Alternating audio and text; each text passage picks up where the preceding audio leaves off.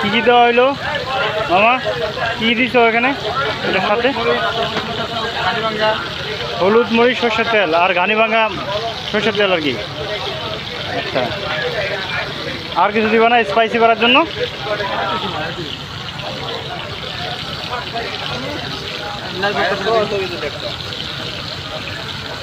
লেসটা কি ভর্তা হবে? আচ্ছা আচ্ছা, ভর্তা দিয়ে পরে কী খাবো আমরা? ও আসলে ভর্তাও আছে আপনার এখানে?